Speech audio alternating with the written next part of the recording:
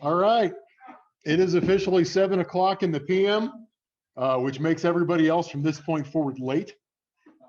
That's okay. Not that we're counting, not that we're holding it against them, but we're definitely holding it against them.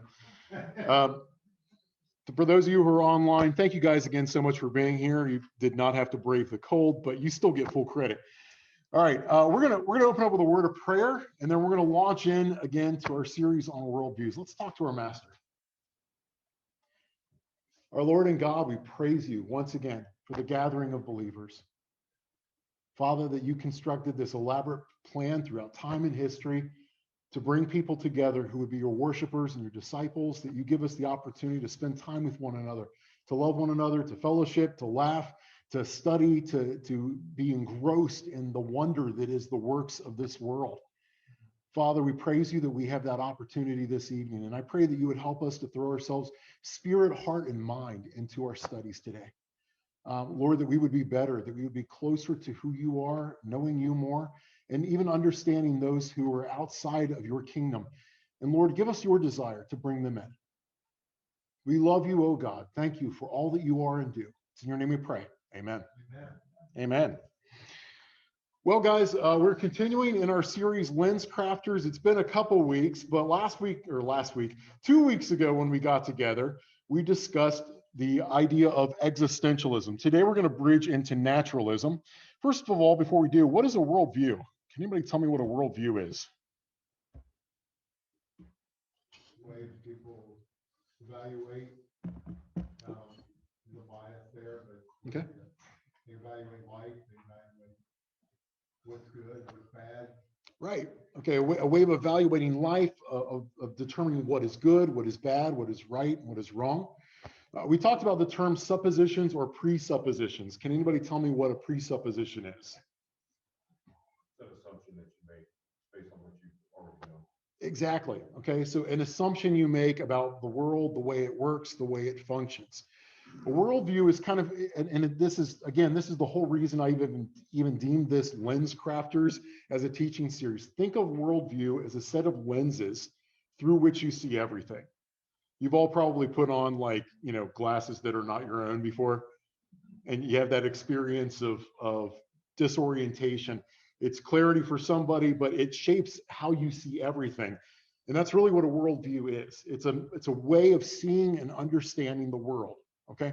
That being said, we talked about deism 2 weeks ago. Let's briefly review where we were with deism. So what is deism? Can somebody give me a definition? Deism. They believe in the existence of God. Okay. And then that's it. Okay. So yeah, a deist believes that there is a God, and where do they leave God? Okay, this God creates the universe. If we think about the clockwork metaphor, this God winds up the clock, he sets it running, but then he steps back and he's no longer going to participate or deal with the world. All right, so why does that make sense? In what way is that a sensible view? Because terrible things happen. Okay, terrible things happen. Like if God does not deal with the world, then I don't have to explain a tsunami, right? I don't have to explain why a 3-year-old dies of cancer, right? And so there is some appeal to that. Other ways that deism is appealing. What is desirable about deism? No accountability. There's no accountability. Okay, so we have the idea of a God. There might be this God, but this God really doesn't care. And because he doesn't care, that means he doesn't care about me. He doesn't care about my sexual morals. He doesn't care about whether or not I cheat on my taxes. He doesn't care about my political opinions or whether or not I help the poor. That God just doesn't care. There's a certain freedom in that. Other appeals to deism. Anything else you can think of? It does give an explanation of the universe. Okay, it's a satisfactory explanation of the universe, right? It makes sense of why it's all here. There is sort of this God, this ultimate mind behind it, makes sense of creation. There's also kind of this open-ended thing. Maybe there's a God, and maybe when I'm done with everything, he still has something in mind for me. And so it leaves open the possibility of hell. A lot of deists, you'll remember we talked about, are okay with the idea of heaven. Not so much okay with the idea of hell, right? So there's a possibility that there's going to be this heaven, this pie in the sky by and by. And so you can kind of appeal to that. All right, what are some of the failings of deism? How is it unstable as a worldview? Think of the term unstable. Some of you experienced instability as you walked into the building today, right? Going across the parking lot, moving across the handicap spaces covered in ice. No accountability. Okay, there's no accountability, no gatekeepers, right? If God doesn't care, then that seems okay for me. Like, that's all right. I'm okay with God not caring if it's just about me. But if God doesn't care about Hitler, or if God doesn't care about the serial killer who's outside the window right now, that's not happening, by the way. Lord willing. All right, so I'm all right with a God who doesn't care when it's just my morality, but that's scary to think that there's a God who doesn't care about anyone's morality anywhere. Other reasons it might be unstable. Okay, does nothing to explain evil. What would evil even be in this system, right? I mean, it's just all part of God's design. The deist says the universe is as it ought to be, right? God set it in motion, and this is the way it is just the way it is. Right. Okay. Now, this is a very specific thing. In history, if the miraculous ever occurs, what does that mean about deism? It's gone. It's false. God has intervened. If something supernatural has occurred, then deism is false. And so Jesus Christ is a very particular wrench in the works, as it were, for deism. Because if Jesus is who he says he is, if he does what he says or what we say he did, then all deism has to be flushed. Oh. Takes away most of the scriptures, like big ideas like persistence in prayer, bigger ideas like becoming molded more like Christ. All of the New Testament teachings pretty much are just out of there. Yeah, for deism, if deism is true, then all of the New Testament teachings can be gone. Now, there are some people who try to preserve, some deists who try to preserve Christian principles and teachings. A way that a lot of people have spoken about this is a lot of worldviews after Christianity couldn't shake Christianity. We talk about the ghost of Christianity haunting other worldviews. What they mean by that is this. The atheists you talk to right now generally are going to appeal to a Judeo-Christian morality, right? They're not appealing to the morality of cannibals, in the South Pacific. They're not appealing to the morality of sub-Saharan Africa with, tribalism. They're appealing to a Judeo-Christian morality, and they believe that right and wrong are reasonable. They say reasonable. What do they mean by reasonable? Makes sense to you, makes sense to your worldview. Early on in deism, everybody thought, like the rationalists, they all thought that once we studied enough and understood enough, we would all agree on the basics of morality and ethics and purpose because it was rational. And here's what we found out. Rational is highly subjective. One person doesn't hold the same thing to be rational that another person does. Like when they try to put forth common sense gun laws. Yeah, common sense gun laws. It's common sense there. Right, it's rational for one set, not for every set. Okay, yeah. All right. Question for you. Would you wake up for church on Sundays if God didn't care about us? No, me either. If God doesn't care, I'm sleeping in on Sundays, right? Would you give anything to the poor? Maybe. Only in as much as you're observed and it helps you with other people? Tax deductions. So long as there's tax deductions, maybe we'll do it. Okay. What ethics would bind you? If God did not care at all, what would be right and wrong for you? Utility. Whatever works best, right? So giving to the poor, if it benefits me on my taxes, if somebody watches me do it and they think that I'm a genuinely good person. But a lot of atheists have some compassion for people. Mm-hmm. And more the people has that compassion on the animals. Yeah. The cat's more important than a human being. But, they do have a heartfelt compassion and they don't believe they're evil. Yes. Steve says that many atheists have compassion on other people, and even more so, many have compassion on animals even more than they have compassion on people. Here's what we're going to be watching for throughout the whole rest of our study on worldviews: inconsistencies. Because while many atheists perform that way, while many agnostics might act that way, the question is whether or not that flows from their worldview, or whether it stands in contrast to their worldview. Does that make sense? Okay. I was just gonna Yeah. make the point, if that's like tomorrow, if you're saying tomorrow, which way, we already have morals and values that we've established our whole life. Mm-hmm. So some crazy, fact comes out that, disputes everything we've already known, it still feels good on it. It's still, Okay. so, we've known that because we've been, Right. Christians and raised in good regards. So. Excellent. That comes from God. There is no God. I'm just saying tomorrow, if I woke up and something, it still feels good. Okay. I mean. Yeah. Now I want to hang on to this because we're going to cycle back to this particular issue. It feels good, right? Now, if for a deist, why might something feel good? Maybe God built us this way. But we're going to move beyond deism today. We're going to cut God loose. We're just going to let him go. And then we're going to see what feels good and what that means to feel good, what ethics that should inform. All right, so the God of deism sets the clock running, but what if we found something else to take his place? Could we not give God a retirement?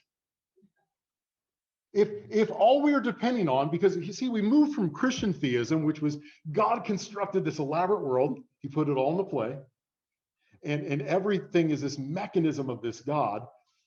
But then we went, look, okay, it's all complex mechanisms, but we really don't want God interfering with our lives, and so we just left him at the beginning. God started the universe. But what if we can find something else to start the universe? What need have we of God then?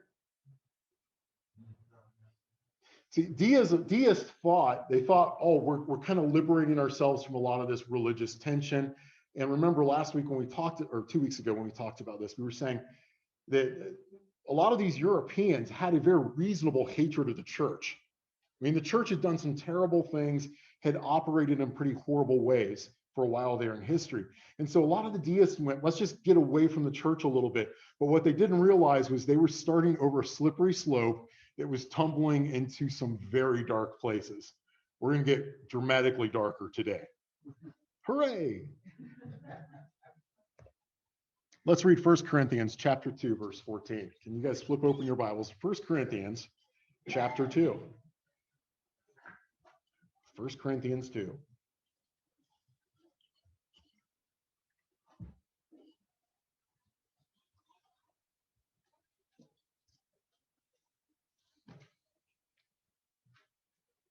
And for those of you online, I apologize. Floyd isn't here today to take questions and throw them at me. So if you feel like texting someone who's here, text Steve or Judy Walker. Maybe they'll be able to take care of that for you. Just text Judy Walker. My dad never carries his phone. Judy will check her text.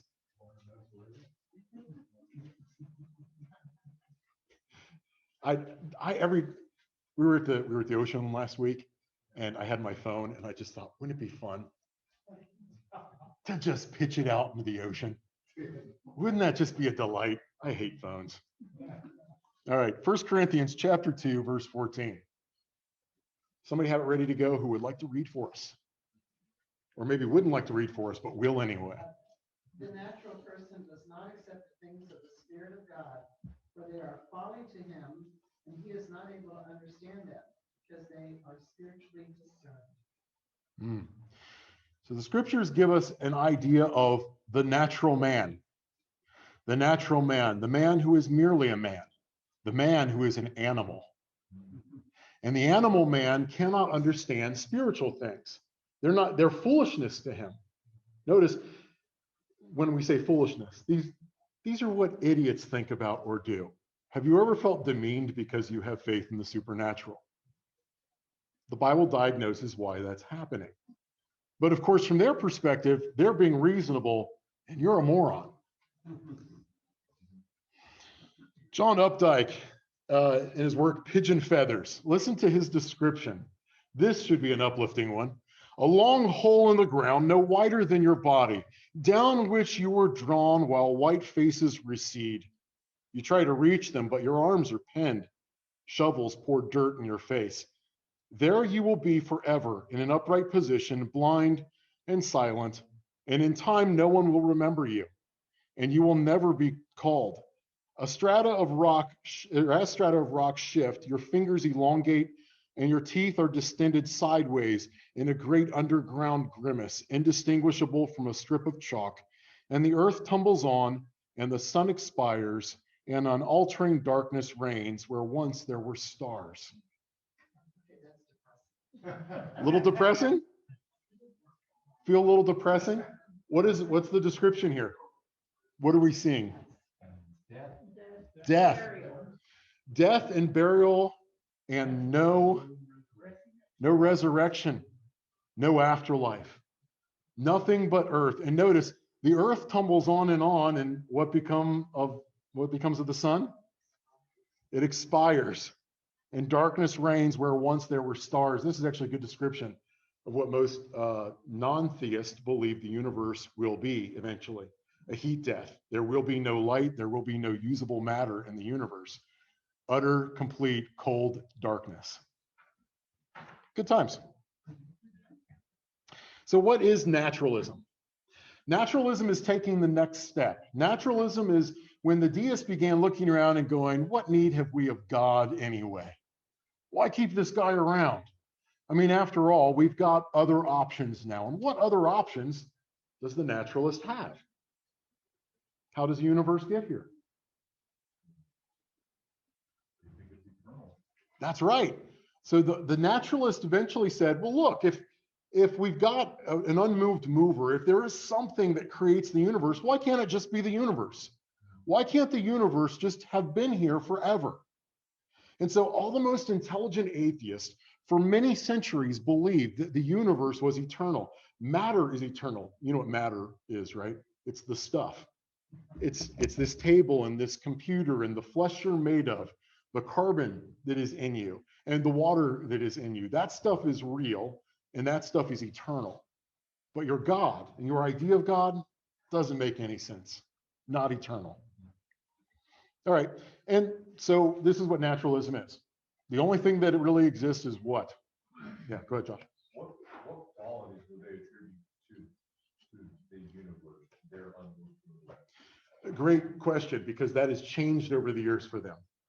So early on, they would say matter was eternal. There's this just eternal cycling of matter and motion in the universe.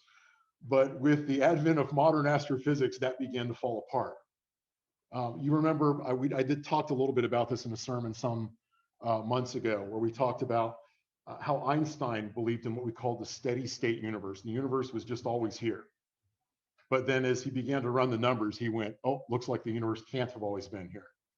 And so he put in something into an equation that he called the cosmological constant. In other words, he fudged his numbers to make it look like the universe was eternal. And then he got caught on it. And he called that the biggest mistake of his career. He was brought to Edwin Hubble's laboratory, and Hubble had him look through his telescope into the night sky and see the redshift of stars that indicated that our universe was spreading in every direction. Which means if we go back in time, the universe collapses in, and eventually we reach a point where the universe began like this: nothing, everything. All right? And so Einstein came out of that laboratory and he said, and I'm not going to do the German accent because I can't, or at least I'm not willing. But he says, it appears there is a necessity of a beginning. All right? There's a necessity for a beginning. There is an absolute beginning. And so now the project of modern astrophysics, the project of modern naturalists is to go, how can we make our universe eternal again? And so they've come up with a number of great ways, great methods to try to make that happen. We'll hash some of those out in a minute. All right, so what is really real according to the naturalist? Matter, the universe, stuff. So what isn't real according to the naturalist? Anything supernatural. And what would be supernatural? Give me some illustrations of things that would be supernatural. Ghosts. There are no ghosts. Or as Shaggy would say, ghosts. All right. There are no souls. All right. The human does not have a non-physical part of self. So if I can't find it in my physical anatomy, it does not exist. Right? If I can't find a spirit gland, there is no spirit. Make sense? All right. Other things that are not real, according to the naturalist. Energy. Now, they do believe that energy exists. They would say that it is part of matter, right? So you have energy, you have matter, motion, you have kinetic energy, you have gravitational forces. Those things are all real, but they're all part of what the material universe, right? So there's nothing that is supernaturally caused. And if we don't understand how something works, like for instance, gravity, we just assume that it works because of physical reasons. It can only be physical reasons. Everything must be explained in terms of physical reasons. Carl Sagan, you'll remember I pulled this quote earlier this year if you were with us through our sermon series this year. Carl Sagan, in his famous work, The Cosmos, said this: the cosmos is all that ever was or ever will be. Our feeblest ever was, did I get that all right? Ever was or ever will be. Our feeblest contemplations of the cosmos stir us. There's a tingling in the spine. Now I've got all my information in the way. A catch in the voice, a faint sensation of distant memory, as if we were falling from a great height. We know that we are approaching the greatest of mysteries. What is real? Only matter and energy. The cosmos is all that is, was, or ever will be. That's all there is. Okay. Two major features of materialism. Number one, material universe is all that exists. So what exists? Material universe. Matter, energy, space, time, physical stuff. And secondly, all phenomena have material explanations. Everything has a material explanation. So right now you're sitting here thinking, everything has a material explanation, but what you're thinking actually has a material explanation. Well, but we would say immaterial, but the materialist, the naturalist would say material. So what's happening right now is you think is purely material. You believe that you're taking in information and processing it, but really you're just a machine. There's chemistry happening. And because chemistry is happening, you think that you're thinking. That's a great statement. Hang on to that. No reason to trust your own thoughts. This is a very important critique of materialism. What about dreams? Great question. What would dreams be according to a materialist? Yeah, it's just your brain bopping around and doing its chemical thing while you're sleeping. No significance whatsoever. Can't trust your own thoughts. You're thinking that there's no thinking. Yes. Can't trust my thoughts. When I think that there's no thinking, I'm not sure I can believe that I actually think there is no thinking and cannot trust my thoughts. So what's the difference between being an atheist and being a naturalist? Because both of them believe there is no God. Great question. Yes. Why is She the difference? she says, what is the difference between being an atheist and a naturalist? Atheists are usually part of the subset of naturalists. All right, so atheists would be one part or one component of naturalists. Let me get to the subsets of naturalism in just a few minutes. But for right now, know that atheists are typically counted among the naturalists, at least until they think enough. And then once they think enough, they can't be here anymore. I'll explain why in a few minutes. All right, typical varieties of naturalists. This gets right to what we were talking about, the atheist. All right, comes from two Greek word or concepts, which means the negation, and then theos, God, no God. All right, so an atheist believes there is no God. It's not somebody who has no God belief, like many atheists will tell you. An atheist believes there is no God. I always find it odd when atheists are like, I just have no God belief. Well, I don't have a unicorn belief, but I don't describe myself as an unicornist, right? They're defining who they are in terms of a belief that there is no God. Atheists, no gods. Then you have agnostics. Again, from two Greek words, which is the negation, and then gnosis, which is the word knowledge, right? No knowledge. You cannot know whether there's a God. And now, an agnostic is not somebody who says, I don't know if there's a God. An agnostic is somebody who says, I know that there is no way we can know that there's a God. Right? I have a certain knowledge that I can't know and that you can't know. That's what an agnostic is. You with me? So it's impossible to prove there's a God? Yeah, and it is a denial that anyone can know. All right, so an agnostic holds, I can't know, you can't know, none of us can know whether or not there's a God. So it is a stance on ignorance. Does that make sense? By the way, I have no problem with agnosticism. In fact, I like meeting genuine agnostics so long as they're not satisfied agnostics.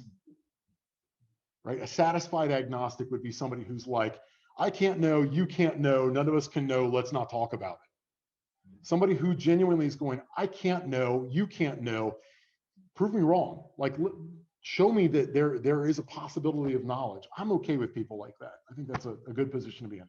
Josh, what are you going to say?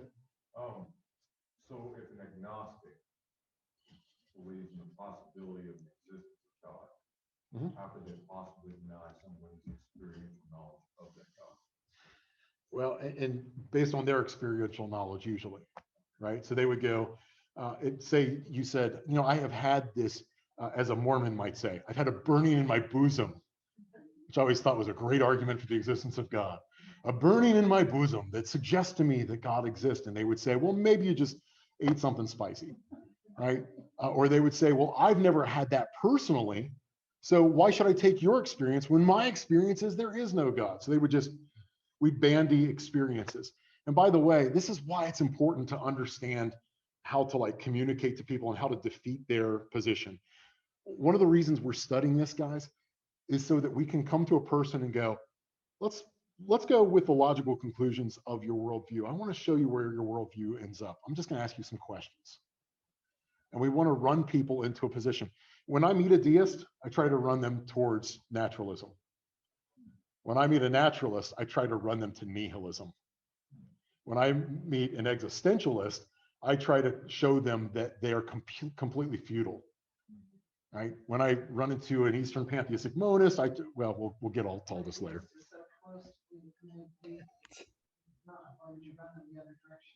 What's that? Why would you run a deist in the other direction? Because I want them to see that their life and their position is just headed in that direction anyway. A deist, by the way, is not saved. Let's be clear. If somebody says there might be a God, that there could be a God, but I'm going to leave him there and I'm not going to allow for any possibility that he has any plans for my life, that person is just as lost as the person who says, I believe there's a God and I hate him. So we fall into a trap sometimes as Christians of going, that person's kind of like me. I mean, they're mostly good. But what's the scripture's description of human nature? There's none righteous, not even one. Right? So Francis Schaeffer's mode is this. He says, you take a person and you show them unyielding despair. Because if there is no God, there is only one view, and that is unyielding despair. Once a person arrives there, then they're likely to go, help. And that's when they can meet God. You were going to say, Steve. I just want to remind you to repeat all these questions when you're just hearing the answers. People at home don't know. Yep. Steve says, I want to remind you, Ben, to repeat all the questions because people at home might have no idea what we're talking about. I apologize, guys. I'm trying to process it all here. I'll do as best I can. Okay. So agnostic is a person who says knowledge of God is impossible. Then we have a newer position, and that is the apatheist. What is apathy? I don't care, right? Apathy, I don't care. This is a term coined in 1972. It's a more recent term. And this was it was a psychologist who was looking at people who had this position that basically said, If there is a God, it doesn't matter to me. I'm not going to change the way I live. I'm not going to change what I do. All right. An apatheist. This is not a very official term, but it is a term that's been used in psychological and philosophical circles for a little while. People who really just don't care one way or another, and there's no way you can make them care. Apatheist. Truth be told, a lot of people in our world would probably fit into this category right now. Okay. So let me put you on the spot here and make you defend a position really quickly.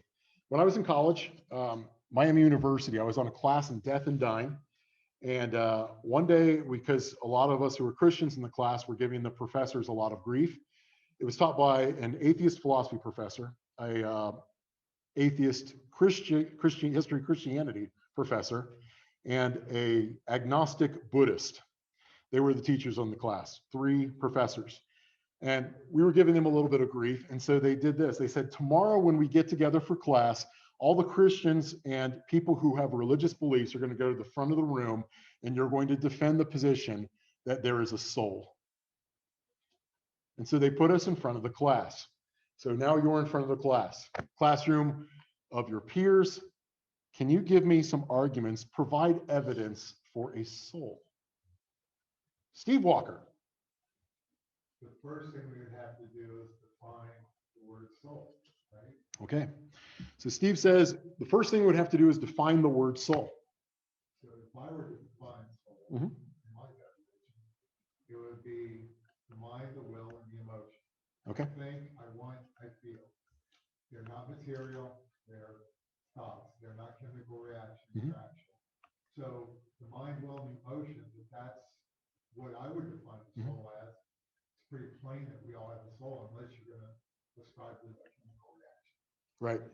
So Steve says mind, will, and emotions. These attributes, these kind of ephemeral attributes that are part of the internal self that you could not say, for instance, I'm going to open up your head to find out what your mind is thinking, what your mind is about, right? I'm going to break in and I'm going to see whether or not you're thinking about a toilet plunger. And I pull a toilet plunger out of their head. That's not the way it works, right? The mind I could be thinking about a toilet plunger, but there's nothing you can find in my body that's going to show that that's the case. Now, I should say this, early naturalists thought we could. They said, the more we know about the brain, once we know everything, we're going to be able to map all this stuff out. And we're just going to be able to follow electric patterns in the brain. And I'll tell you exactly what you're thinking by showing where the electronic signal goes in your brain. And here's what we've discovered. That is not the way the brain works. And so you could, for instance, hold up vanilla to my nose. All right. And so I smell vanilla. And if you were tracking my brain, you would see a series of signals that would run in my brain. You could replicate those signals in my brain, but I would not necessarily smell vanilla. And here's what we found. If you destroy parts of the brain that seem to be producing functions, the brain finds workarounds. It'll actually find a way to do the same thing, perform the same function, think the same thoughts using other portions of the brain. So the more we've investigated the brain, the more we realize that we have no idea what is actually happening here. The brain is a processor, but we're not entirely sure how the processor is even working. Quite fascinating. Doesn't mean we can't find every single thing out about it eventually. That is, of course, a possibility. It just means that the closer we've gotten, the further we realize we actually are. All right. Any other evidence for a soul? If they would define that or ask that question, do you provide evidence for a spirit? Mm-hmm. That'd be a little different question. That's what we made them do. The soul, like you described, the definition of it, Mm-hmm. mind, will, and emotion. Yep. So evidence for it is everybody has it. You Yeah. can't deny it. Yes. It's futile to deny that. Okay. So the Christians in the room actually did this exact thing. We were all sitting, there was literally only about 4 of us. I think there were probably about 15 Christians in the room, but most people wouldn't go up. But as we're sitting in front of the room, we said, now we would defend the position of a spirit, but we're not sure we can qualify soul without the existence of a spirit. The spirit would be that eternal part of us, or rather the real us, the really real us. It's the part of us that goes on forever. And so the flesh is the less real part of us. And so then they said, go ahead and show me that a spirit exists. What would you do? Well, if you believe Einstein, Mhm. energy in the universe is constant. It just changes Mhm. its form. Okay, So there's energy in us. right, So when you die, that energy goes somewhere. right. Okay, so the death of self, and they would say, well, yes, your kinetic energy, like you've got heat energy, and that dissipates clearly, like the body goes.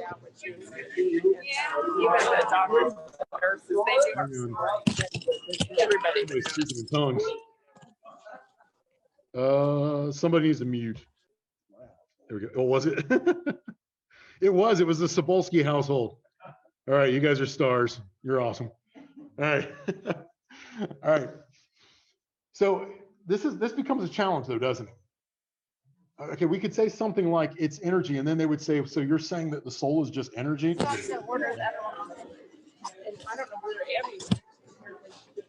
Bolskis, did you want to say something?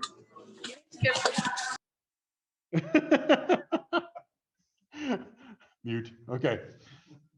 All right. So where was I? Spirit. Energy is just energy. Yeah. All right. And they would, yeah, they would equate it to just energy. They would say, look, the Buddhists would go, yes, that's exactly what we mean.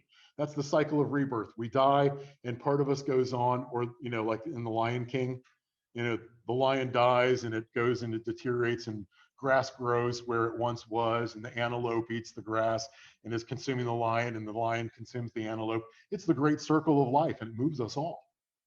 Right? I hadn't watched it yet. Oh, I'm sorry. Spoiler alert, it's the circle of life. The thing is the spirit is really hard to discern or prove through sheer material means. Now, I think we've got some great arguments for it. Number one would be the mind in general. We can argue for the spirit from mind. We're not going to go heavy into that today. I just want to bring this up as an issue. Proving the spirit is somewhat difficult unless you take some very particular apologetic avenues. All right. Oh, hang on. Zoom makes it very hard to run PowerPoint because it keeps shutting PowerPoint down. All right. What is thought according to a naturalist? Chemicals, just chemistry, right? It's you think of your whole body and your mind as whirring gears and cogs and ratchets. That's what we are. I mean, it's a little more complex than that because it's chemical, but we're ultimately just machines, right? Which means what Josh said earlier, can I trust my thought? Well, can you? Here's what Jean-Georges Cabinet said. They get too many names in France. The brain secretes thought as the liver secretes bile. Well, he's right. They're nasty thoughts all The brain secretes thoughts as the liver secretes bile. And again, what's being said here? The naturalist is just going, look, you think your thinking is something greater than you, but really it's just an epiphenomenon of your organs. It's chemical reactions in your body. It's what you had for breakfast and your genetics. There's nothing really real about this. You're just a machine. Your thoughts are just cogs in the greater machine that is this universe. Okay, so let's think about the following from the naturalist perspective. What does the naturalist think concerning origin? Where does it all come from? I told you what they originally thought, right? Always has been. Major wrench thrown into the works when Big Bang cosmology came onto the scene. Because all the evidence of Big Bang cosmology was the universe had an absolute beginning. And it wasn't just an absolute beginning. It wasn't like we had a progressive evolution of the universe. What Big Bang cosmology showed was it seemed to indicate that there was nothing and then there was everything. And that's really problematic for an atheist. Really problematic for an atheist. You have a cause, you need a cause for what brings about a universe, right? What could possibly cause all matter, energy, space, and time to emerge uncaused out of seemingly nothingness?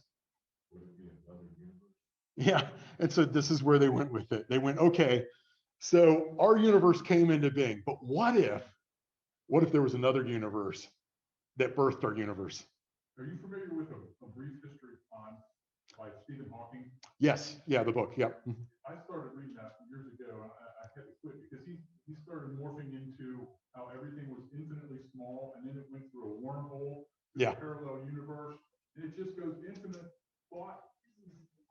Yeah. It's just crazy. All right. So, yeah, Stephen Hawking, in A Brief History of Time, what he did was he remodeled the Big Bang origin. So what you're seeing on the screen there is a depiction of Big Bang cosmology. This is the typical model that's set up. All right, so over on the left-hand side of the screen, what you're seeing is basically the origin, and then you've got time across the bottom. And then you've got space going up and down. Okay, so space is the vertical, time is the horizontal, and they're showing the universe. You see how quickly it all expands out? It's basically instantaneous. Within nanoseconds, it all emerges. And so what Stephen Hawking did in A Brief History of Time was he formed a calculation about the origin of the universe where he plugged in imaginary numbers. Now, what are imaginary numbers? Imaginary. They're not real. There is no reality to imaginary numbers. All right. So if you took 10 to the negative 33, or negative 33, right? It is an imaginary number. It's not a real number. So he plugged in imaginary numbers, and what the model produced was a curvature at the front of things instead of an absolute beginning, instead of a single point. And Hawking went, oh, well, there's no end to a curve. So maybe the universe does not have to be explained in terms of an absolute beginning. But then he was asked about this. Some other physical theorists said, are you trying to say that the Big Bang didn't happen? And Stephen Hawking went, oh, no. Of course the Big Bang happened. I'm just redescribing it. Right? So he does believe in an absolute beginning. He did believe in an absolute beginning. In popular discussion, he said, no, that maybe we don't need an absolute beginning and therefore don't need a God. But when he was talking to other physicists, he went, yeah, the universe absolutely did come into being at a specific space point, time in history. What is intelligent design? Well, in Big Bang cosmology, or in just, well, naturalism, it doesn't at all, because everything, yes. Judy asked, where does intelligent design come into play in this system? In naturalism, there is no room for intelligent design because there's no intelligence beyond the universe. And in fact, there's no real intelligence in the universe either. All there is mechanism. It would be like describing a clock on your mantle as intelligent.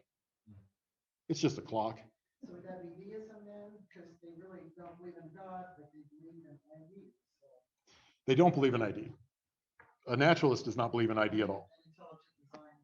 Because we're starting to hear more and more about intelligent design. Is that No, in this, intelligent design has no role in naturalism or materialism at all. So as a Christian, I could say intelligent design, and even somebody who believes, like for instance, in the old universe, if they believe in an old universe model instead of the young universe model. So somebody who is an old universe creationist would be an ID adherent. Somebody who believes in panspermia theory, the belief that the universe did come into being, but a superintelligence seeded the universe, but it wasn't a god, it was an alien. All right. Those people would be ID. They believe that there's an intelligent source behind everything. And so an ID person would look at this same draw up and would say, yeah, I mean, this just describes what we see in Genesis 1:1. In the beginning, God created the heavens and the earth. Stop. The earth was formless and void. So now here's the earth. Now we go to a specific creation on earth. Right? So that's what a theist would do with this. But for the naturalist, this is just describing the way our universe looks. And they go to a number of models, bubble universe models, spin-off universe models, oscillating universe models. And all these models are an attempt to make the universe just perpetually go back further and further and further, so we never have to give an explanation as to how it all got here. The problem is every one of these has failed. The story of astrophysics over the last half century is over and over again, people go, the universe is eternal. And then a whole bunch of other physicists chime in and go, wrong. Nope, what you said is incorrect. Let's see, Alexander Guth, Guth, Board, and Vilenkin, 3 astrophysicists, did a write-up where they basically looked at all of the theories that are out there, and they said there's not a single physical theory of the universe we have that can exist without an absolute beginning. In other words, there must be an absolute start. Even if we have a multiverse, which one of them believes in, there must be an absolute beginning of all of the universes. You can't get away from it. Of course, philosophy and theology were saying that all along. Told you about Robert Jastrow. Do you remember that? I don't know if I told you guys that. Robert Jastrow was the head of NASA's Goddard Institute for Space Studies, and he said he was talking about naturalists, and he said, as you know, they're climbing this mountain of physical astronomy. He says they pull themselves up over the last ledge, and to their horror, they find there's a theologian who's been sitting there the whole time.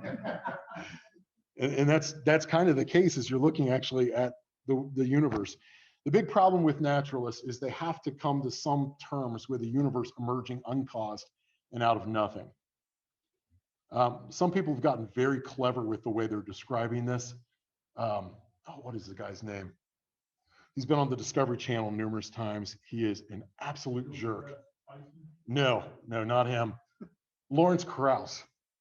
Lawrence Krauss said, you know what? If you take all the positive particles in the universe and all the negative particles in the universe, maybe they'll all balance out.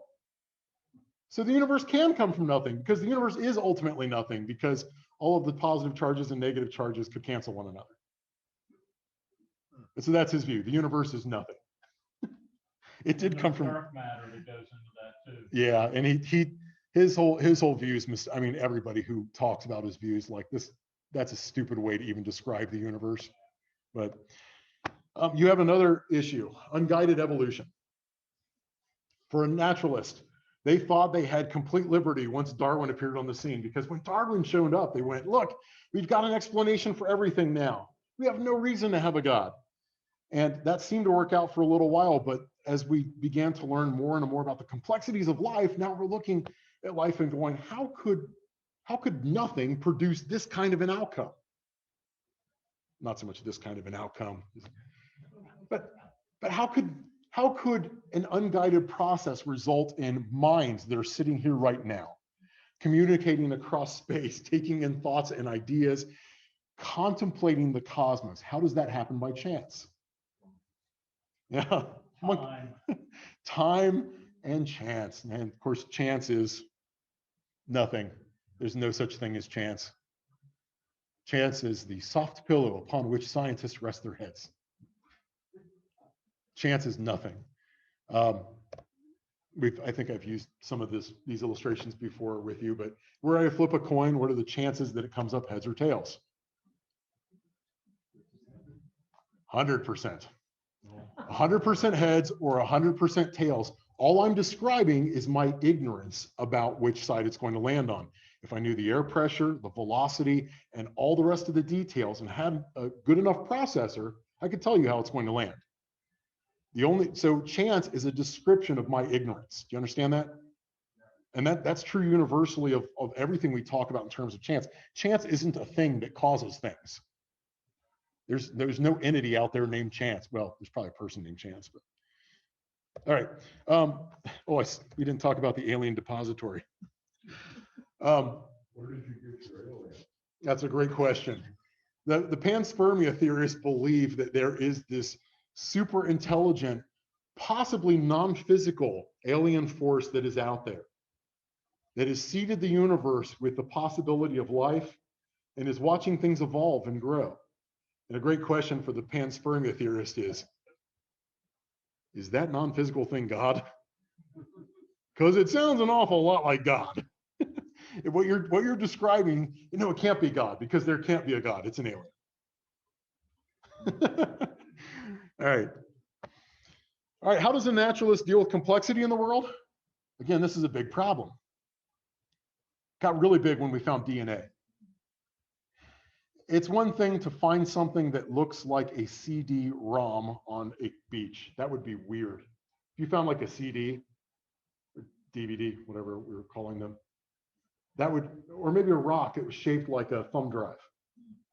But if you found a rock that was shaped like a thumb drive and you plugged it into your computer, and you found Windows 10 on it, you'd have a real tough time explaining how that came about by chance, right? You wouldn't say, well, I mean, sand particles are silicon. And so it's possible that this could have just emerged this way. You'd look at that and you'd go, information is a serious problem.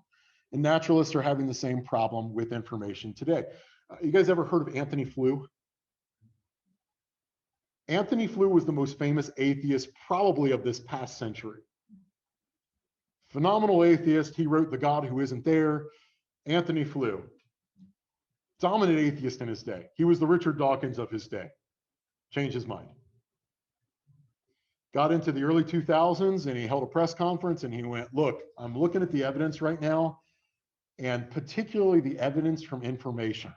The fact that DNA is an encryption that contains all of our genetics, that tells our bodies how to replicate and produce everything that is in our bodies, that information can't come about by chance. I've decided now that I'm open to the possibility of God. I'm a deist. Now notice he didn't go to Christianity, wasn't willing to go that far. But he went, look, let's just be honest here. There's got to be a mind behind all of this. Okay.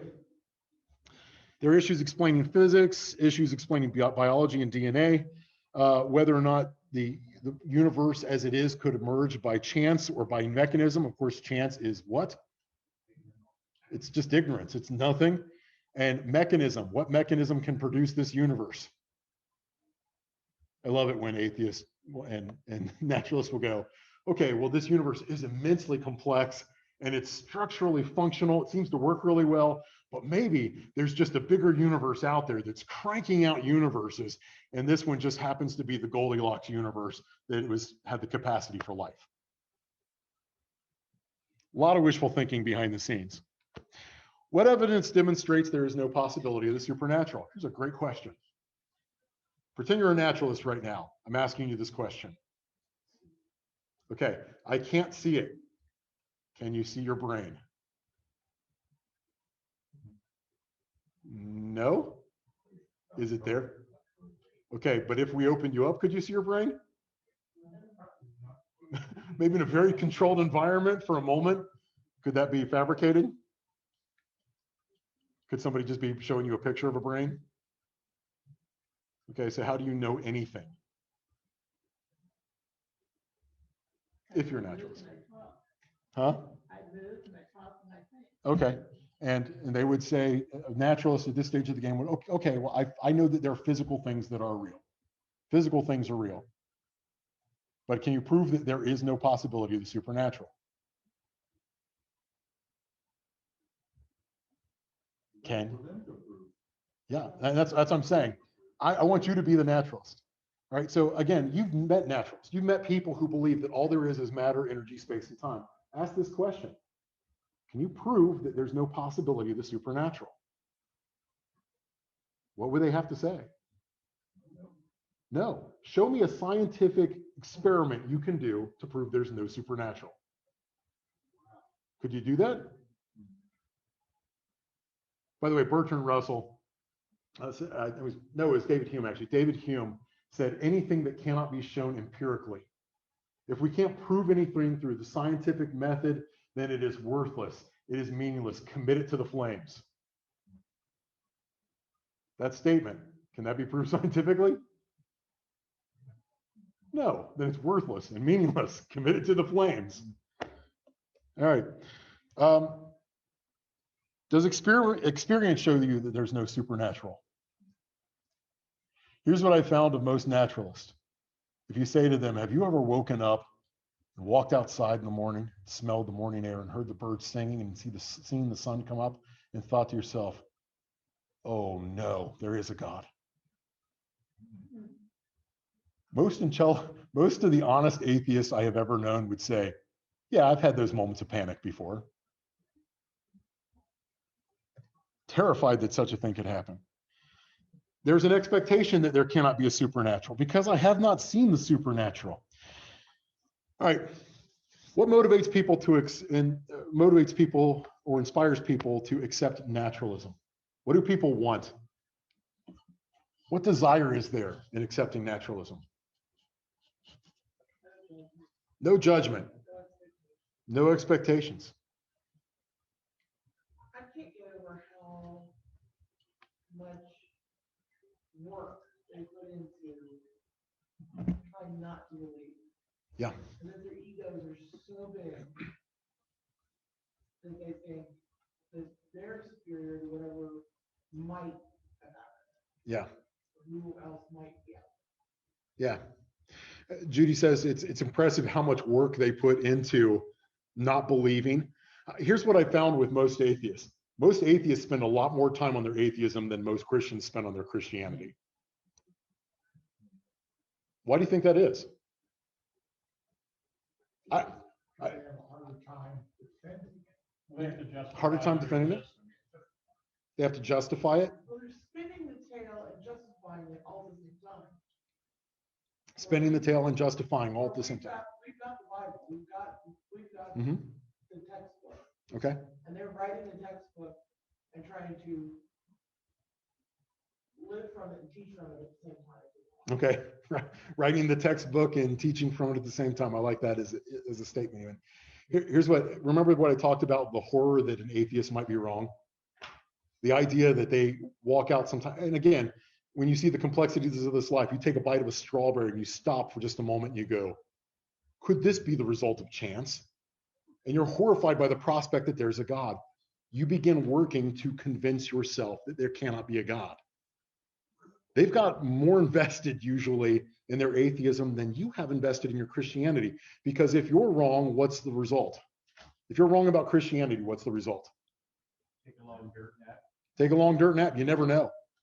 You go to your grave, you have no knowledge that you were ever wrong. You probably even went to your grave not fearing, maybe even excited about death. But what if they're wrong? They have everything to lose. There's a famous philosophical argument called Pascal's wager. Blaise Pascal said this: if I live as a Christ follower, my whole life is infused with meaning and purpose. And if I'm right, I have God's glory and eternity. And if I'm wrong, I never find out that I was wrong. If I am an atheist and I live my life, I can live it to the nth degree, but I'm going to probably have a fear of death. But here's the deal. When I die, if I'm right, I never know that I'm right. But if I'm wrong, I have eternal punishment at the hands of a wrathful and vengeful God to look forward to. Pascal said, just taking these two worldviews, I know which one I want to pick. Because if it was nothing more than just that, Christianity seems to be the clear favorite. It's a win-win versus a lose-lose. Anyway, what motivates people to believe in naturalism? If there is no God, there is no moral accountability. And again, we started that direction with deism, but that extra step adds a whole lot. If you get rid of God entirely, then guess who gets to be God in this world? I do. I can determine what's right and wrong for myself. And by the way, even if I'm doing something that the whole culture deems terribly wrong, not my fault. I'm a mechanism. I'm the byproduct of genetics and of the food I ate and of my social and cultural indoctrination. I am simply a chemical machine. That's all I am. The serial killer had, who should we put in jail? Who should go to jail if naturalism is true? Everyone's ultimately correct. They're all just dancing to their DNA. Nobody's really done anything wrong. So morality is a big problem with the naturalist, because what would right and wrong even be? Whatever society, what they try to say is whatever society decides. Sure. And what is the society? Just a whole bunch of people getting together and trying to communicate to one another, and a whole bunch of people are just a whole bunch of machines, and a whole bunch of machines are just the byproduct of the larger mechanistic universe, which means all of our right and wrong is just stuff that has no bearing on me. I don't have to let that control me. And I think too, the natural revelation of all humans, there's that longing for that, Christ or God exists, there's something in you as a created person. Yeah. Just knows, and so all of these are just justifications of denial. Yeah. Yeah, a lot of, and again, worldview is oftentimes framed up. She's saying a lot of these things are just justification of denial. Worldview is often framed up kind of retroactively. So I find wherever I am, and then I put together everything I can to justify where I am, to show myself and everybody else that what I'm doing, saying, and thinking is correct. Yeah, definitely the case with that. Yes, Dan.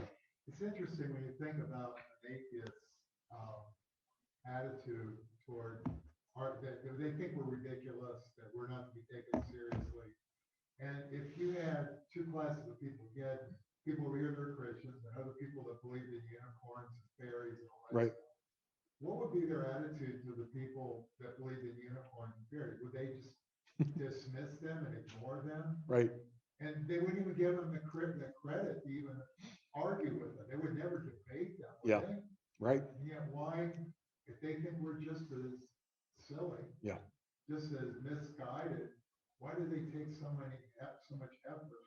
And they're desperately trying to convince themselves that they're right. yeah. But if they think we're silly and stupid, they sure are investing a lot of time and money in debating. Yeah, so my father asked the question, if there were people who believed in fairies and dragons and also in anything you can think of, would the atheists spend a lot of time arguing against such a person? And the answer is obviously no. And why? I mean, those people would be just as wrong according to the atheist ideology, but let's take it a step further. If someone believes that atheism is really true, why would they argue against you? What purpose would they have in trying to disprove Christianity? You're just a functional cog. I mean, you're doing probably pretty well for society. Why would they be concerned at all about changing your mind? Because it's not about changing your mind. It's about justifying their minds. All right. I think a lot of atheism is wishful thinking. Now, atheists love to ascribe that to you. Richard Dawkins loves to tell Christians that they're just engaged in wishful thinking. He says, you just want to believe that there's a God. I love the response to him. Well, you better hope that there's not. Right? If there is a God, it's not going to work out well for you. And of course, when we talk about wishful thinking, it's not just the Christian who's engaged in a thought pattern here. It is the atheist who is also engaged in a thought pattern. As we've seen with Pascal's wager, they've got more to lose. Significantly more to lose. C.S. Lewis, in his book, The Abolition of Man, has this great little discourse right at the front of the book. He talks about a very real book in his day and age, and he uses the pseudonym of these two guys he calls Gaius and Titius. It's a real book, but he's criticizing it, and he just calls it the Green Book, right? And he says these two guys, Gaius and Titius, go out of their way to explain that when a parent takes their child by the hand and they step in front of a waterfall, and the child sees the waterfall, the child might say, "My goodness, mother, isn't that waterfall sublime?" Now, most children are not going to say that right now. This is in C.S. Lewis's area. And these two people, Gaius and Titius, they say, now we've got to explain to that child, no, the waterfall is not sublime. The waterfall is big. And because the waterfall is big, it is inspiring you to feel small. And because you feel small, there's a chemical reaction in your body that makes you think of yourself as small in light of that waterfall. The waterfall is not sublime. You're just having chemical reactions in your body. Now, can you imagine explaining that to a child? Part of what I love about C.S. Lewis is he sees the magic in the world. And I think this is part of what the Christian experiences. This world is not merely physical things. It's not merely a set of cogs and wheels. One of C.S. Lewis's greatest books that's really underrated is called The Pilgrim's Regress. I don't know if any of you have ever read it. Pilgrim's Regress, I've got it on my shelf, is one of the funnest books I've ever read. I read it when I was working maintenance third shift at Mason Christian Village. Just a delight. He wrote it kind of in response to John Bunyan's book, A Pilgrim's Progress, which is a classic Christian work. But in A Pilgrim's Regress, he talks about himself coming to faith. And he describes this wrestling match he had with naturalism. And he describes himself as being, he's the main character, John, and he gets thrown into a prison. And in this prison, they bring him food. And as they bring him food, they hand him an egg, and they're like, the ovum of a chicken. It's like, oh, I don't want to eat that. And then they hand him milk, the secretions of a cow, right? And they're just taking all of these things. And he says, as I began to think that way, I just could see through everyone, and I saw their internal organs and the flesh as it moved and pumped, and everything became to me just this slag, this nastiness, right? And he sees the world this way. And then he talks about how reason comes in. And he depicts reason as a knight. And the spirit of the age, which is naturalism, is sitting there like this big giant made of a mountain. And reason comes in and leaps up onto the lap of the giant and stabs it in the heart. Because John has had this experience where he goes, this is not just the ovum of a chicken. It's an egg. It's meant for my nourishment. It tastes delicious, and it was intended for me to enjoy. This is not just the secretion of a cow. This is milk. It is delightful, and it fills me, right? It was intended for me. He's seeing the magic in the world. This world was created by a God. It is not merely mechanisms and pulleys. It's a massive difference in understanding the world that way. So what follows from naturalism? Let's say that we believe naturalism is true. What then? Suicide. George, you said it absolutely correctly. All right, now suicide makes sense according to the naturalists. This is why I said early on, any real thinking naturalist does not remain in naturalism. They proceed to nihilism, which is where we're going to go next week. Because once you start going, nothing but cogs, nothing but wheels, no good, no evil, no morality, no purpose, no destiny, no intentionality, you begin looking around the world and it becomes a darker and darker place. And you arrive at a place where you go, why am I still alive? Why not put a bullet in my head? If naturalism is true, should we trust our thoughts? This is what Josh was getting at earlier. Do I have any reason to trust my thoughts? Now, this is what's hilarious about this. And by the way, naturalists get pinned down in this in debate all the time right now because it's a popular Christian idea. But when you're talking about it, why would you trust that what you're thinking is true? If all you are is a mechanism, your wheels are spinning in a different manner than mine are, but why would you think that your wheels are spinning correctly? You're just the byproduct of the series of events that came before. And then there is no reason. Yeah, what is reason? It's just another mechanism. Is it useful for survival? Because that's all you believe seems to be functional for most of us as humans. So why vest any interest in it? Why think that it's real or a reflection of reality? Did I use the tiger illustration with you guys last week? About the tiger chasing the rabbit? 2 weeks ago. A tiger, let's imagine there's a rabbit, and this particular rabbit jumps out of its hole, and it sees a tiger approaching, and it thinks, the tiger is going to kill me, and it runs because it's terrified of the tiger. And then another rabbit comes out of its hole, and it sees the tiger, and it thinks, the tiger wants to play with me. I'm not going to let it catch me. And then it runs. Both rabbits would survive. The one rabbit, though, would have a complete misconception about the universe, and that would be propagated. And its genes would select it to continue to live because it had a survival mechanism. And it might come to trust the fact through generations that the tiger meant no harm. And it would believe that that was completely real because it would be rational to it. You see how it could not trust it? As soon as you say, the reason we believe what we believe is just because it propagated our genetics, it helped in survival, you can't trust anything that's in your head. Nothing. Wouldn't the propagation of society infer a purpose for society though? If the society is going somewhere, there's a particular variety of naturalists that I want to talk about, but they're going to dip into nihilism, and that is the Marxist. A Marxist is a naturalist, right? So a Marxist is a naturalist that believes that society is moving toward a particular purpose. There is no God behind it. We have made God. God has not made us. And so the Marxist believes absurdly that all of humanity is ultimately headed toward a good place together. And of course, Marxism has just done so much good for the world that we can all value and trust that what Marx said is completely true. One of the things I love about atheism is when it's put into practice, it shows us what it's all about. Communist China, how are we doing? Like 60 million of their own people killed, many through starvation. People being disappeared all the time still. Soviet Russia, the USSR, how did they do? Remember the Gulag? Right? Cuba, great place to be. Pol Pot, Ceausescu. How are we doing, atheism? Atheism is responsible for the death of more human. Atheism has showed us that and by the way, that's rational atheism. Human life has no value.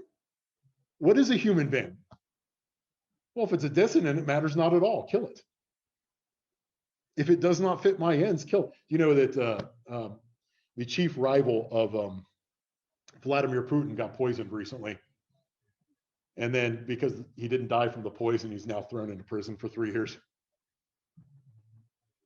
Putin's a good communist still. It's still all there in him. All right. What values are supreme for a naturalist? What is valuable? What is good if you're a naturalist? Self. Yeah, we'd think self, right? Maybe, but that's my genetics telling me that. That's my survival instinct telling me that. So is the self really valuable?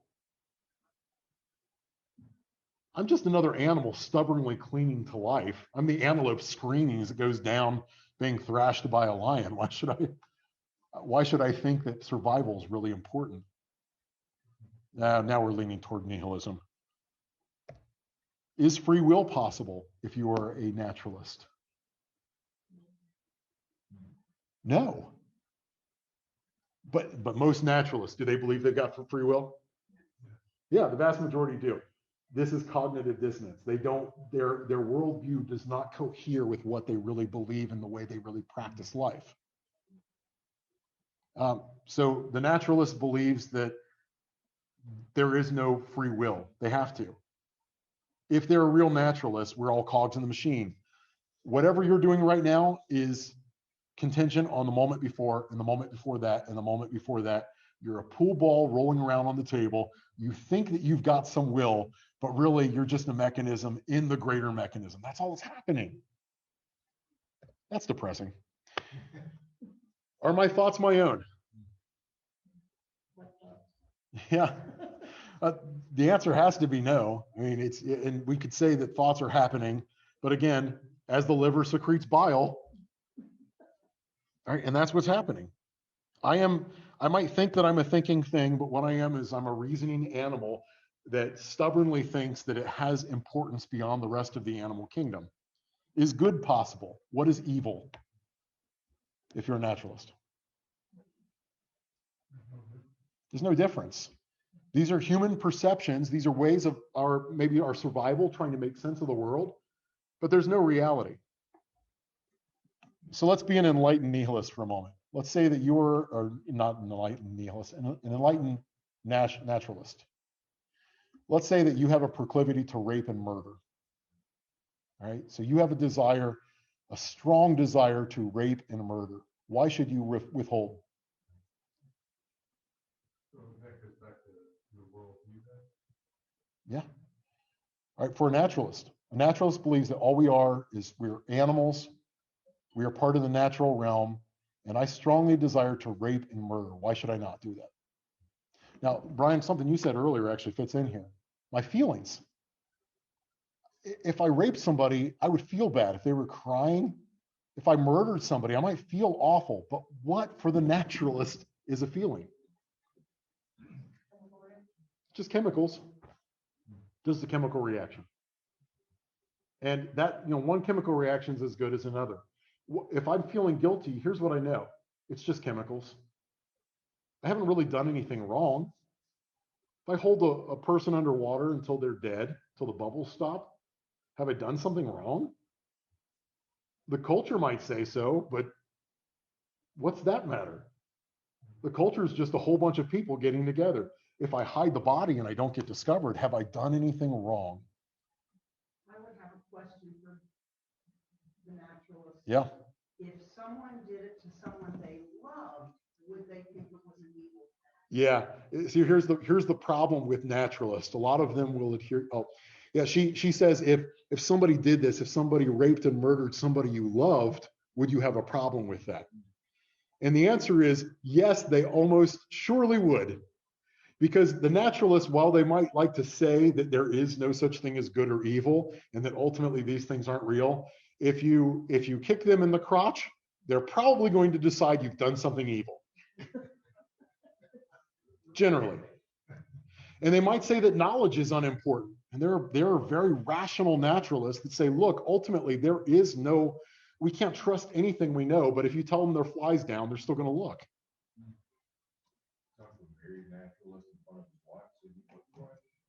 Yeah. Well, and this is part of how naturalists do not always live corresponding to their reality. What is love for a naturalist? Chemical reactions. You know, we use that term sometimes. We have chemistry. That's literally what they mean, right? There are pheromones between the two of us, which means I can leave a relationship at any stage of the game. And God, by the way, this is what most naturalists do. Richard Dawkins has been married numerous times, right? In and out of relationships. Jean-Jacques Rousseau, famous atheist, in and out of relationships, visiting prostitutes nonstop. And of course, why not? What is love? What is fidelity? Why would I be loyal to one person? Dan Dyke's question, and you know what I'm talking about, which Yeah. you might want to stop talking. Dan Dyke, one of my favorite professors down from Cincinnati Christian University. Occasionally he would have somebody stop into his office and they wanted to ask him a question about, you know, the faith, and they were having struggles with their faith, and they didn't know anymore if they could believe whether or not Christianity is true. And so he says, what I usually did is I let them sit down in my office and I let them voice that opinion. Then I go, I'd be happy to talk with you about that, but can I ask you a question first? How's your sex life? Well, I don't see what that has to do with anything about my faith. And almost always they're living with their girlfriend or their boyfriend, and they're trying to justify what they're doing, and they need to get rid of God in order to do that. That's the one you were referencing, right? Okay. All right, good and evil, not real things. If naturalism is true, it's all just cogs in the wheel, all just ways of understanding things. Let me ask you this question. Is racism wrong if naturalism is true?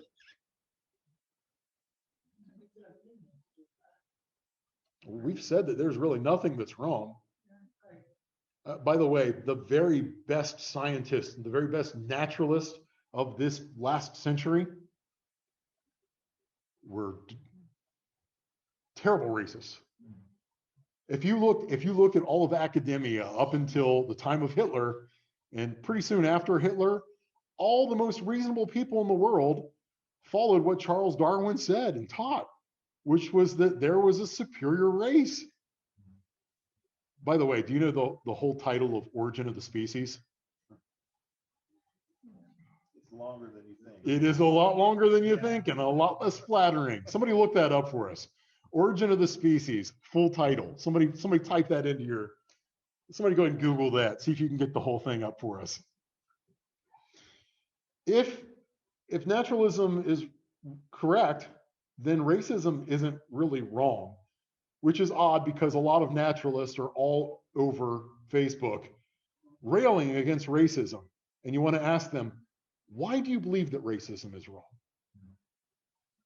I know why I believe it's wrong.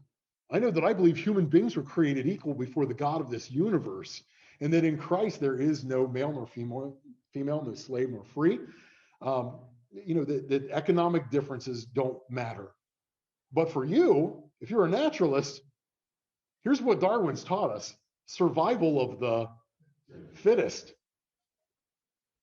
Why would there not be a superior race or part of the species? Hitler thought there was. Nietzsche thought there was. Every major mind of that day and age thought there was. Do you have the, Yeah. okay, here's origin of the species. This is a mouthful.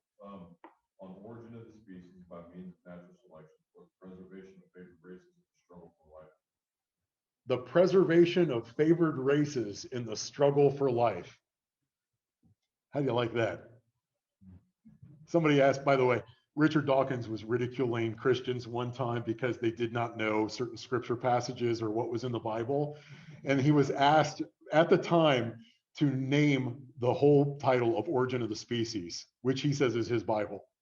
And he could not muster the full name of the title of the book he said was most influential in his life. And it wasn't that he didn't know that and wasn't willing to say it. He just didn't know. All right. It's like, oh, I know it's bigger than that. Yeah, go ahead. No, go ahead. I didn't know if you repeated that enough or you did. Okay. I just worried about that. We got to wrap up. So let's talk very briefly about where naturalism lands us. Okay, so answering the big questions for the naturalist. What is prime reality according to the naturalist? What is the most really real? Matter. Matter. Matter, energy, space, time. Those things are real. Okay. What is the nature of external reality? Is there a reality external to matter? And they would say, no, nothing. Nothing beyond matter. I know that there's a material realm, but beyond that, nothing. In fact, I'm sure that there's nothing. What is a human being according to a naturalist? A machine, a cog, a chemical machine, an automaton, the byproduct of environment, right? It is simply a cog in the larger machine. It is an animal that irrationally believes it's important, probably because that helped it survive at some stage of the game. Just another animal. What happens to a person at death, according to naturalism? Nothing. Death is death. You are gone forever. No afterlife. Absolute terminus. Why is it possible to know anything at all, according to naturalism? Is it possible to know anything at all? No, not really. I mean, if we're going to be very critical about it, we have to doubt our own minds. Nothing in us is outside of the box. Everything within us is part of the machinery, so we could be thoroughly deceived. Rationality could just be a means to survival. We shouldn't trust anything. How do we know what's right and wrong? Doesn't matter if there is, we wouldn't know it. There is no real ultimate right and wrong because all we are, again, is a machine. Whatever is right. The serial killer, what he's doing is just dancing to his genetics, just like you're dancing to your genetics by being here tonight and listening to me talk. You're just a puppet on the strings as well. What is the meaning of human history for the naturalist? Meaning? Huh? Meaning? What's meaning? What is meaning? Why should human beings have any meaning in the historical sense at all? We are, again, just other animals. Is human history going somewhere? Yeah, to extinction, like everything else. So is there any meaning in human history? We might try to create it, but no, there's no real meaning to human history. We're an accident, and we're an accident bound for destruction. Big five questions. Origin, where does it all come from? For the naturalist. It's always been here. In some form, energy must have always existed. Matter must have always existed in some form or another. It has to have always been. Meaning? There is no meaning. Morality, right or wrong? There is no morality. Destiny. I mean, it's destruction, ultimate oblivion. That's it. That's destiny for everybody. Soteriology is salvation. What must we be saved from? What must we be saved by? And what must we be saved to? And for the naturalist, nothing. Some might say, well, knowledge is salvation. No, it's not. Knowledge is going to make you depressed. If you know enough as a naturalist, then you know enough to know that there is no meaning, no purpose, no future. Very depressing. Psalm 14, verse 1.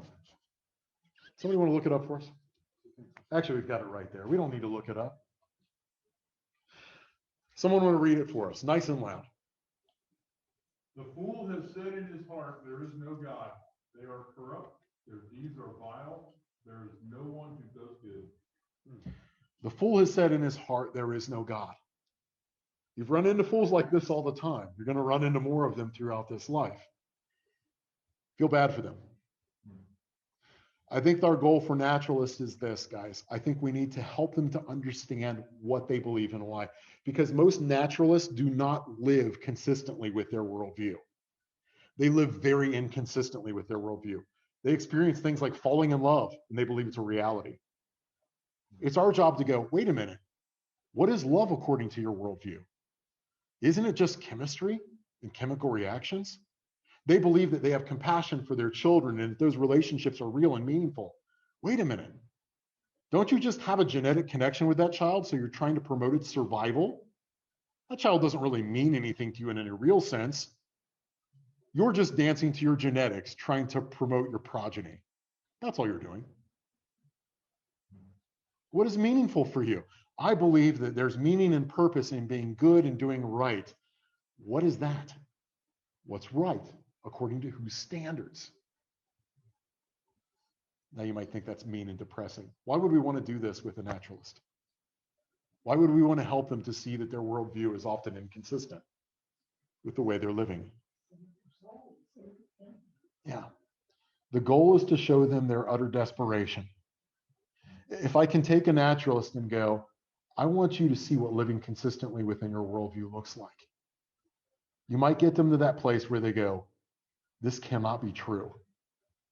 If this is true, everything in my life is meaningless.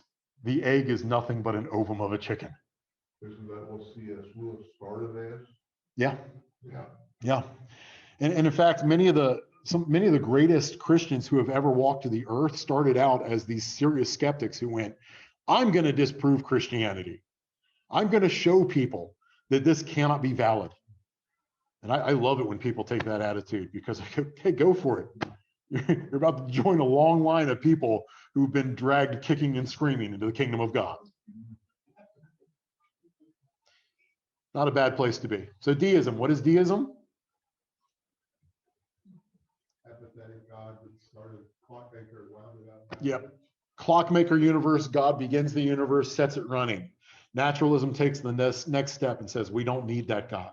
So naturalism believes that all we are is a material cosmos. Matter, energy, space, time. Colossal accident headed toward imminent demise. Good times. All right. Any questions, comments, rude remarks, statements? Josh. One question. So the origin for naturalism would infer eternity, because if there's, yeah, but isn't eternity an abstract thing and therefore contradiction to naturalism? Yeah, this is another one of the major problems. Before any scientist said that the universe can't be eternal, most of the philosophers were already going, the universe can't be eternal, don't be stupid. Here's just a quick reason why the universe can't be eternal. If I have to jump over an infinite series of hurdles, when will I complete that action? Okay. And yet we're expected to believe that we have crossed an infinite series of past events to get here. We have crossed an infinite series of hurdles. That can't happen. You cannot transgress an infinite series of events. The infinite does not work in reality. So philosophers shot that in the foot before the scientists got a hold of it. But don't worry, the scientists have also shot that in the foot. All right, any other questions, comments, discussion points? All right, if you have them during the course of the week, just bring them in at the front end of next week. All right, so you understand deism. God starts the universe, sets it spinning. You understand naturalism now. And now we're going to see what happens to thinking naturalists next week as we get into nihilism. It's going to get real dark next week, but that's okay. It's a good thing. I think the journey that Solomon started in Ecclesiastes, I think, is what most naturalists have to go through if they want to find God. I think they have to land in sort of that nihilistic position before they go, there must be something more than this. All right. Let's wrap up with some prayer, guys. Our Lord and God, We are surrounded by so many people in this world who do not know you, and many who work very hard to justify not knowing you and excusing themselves from ever even thinking about it. God, help us to be shrewd as serpents and innocent as doves. I pray that we would come into these circles and that we would, with compassion and kindness, be able to speak words and ask questions that draw people just a little bit closer to you, a little bit closer to what it feels like to be separated from you so that they perceive their need. God, may we see the darkness that lies outside of you, and may we remember why we sit in the light. You are good to us, Lord. The world you have created is wonderful. And we praise you for that and the promise of eternity beyond. It's in your name we pray, O Lord Jesus. Amen.